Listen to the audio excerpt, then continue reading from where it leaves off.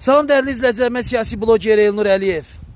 Bəzən mənə sual verirlər ki, Elnur bəy, Azərbaycan xalqı nə zaman ayağa qalxacaq? Mənim əzizlərim, Azərbaycan xalqı bu gedişlə ayağa qalxası bir şey deyil.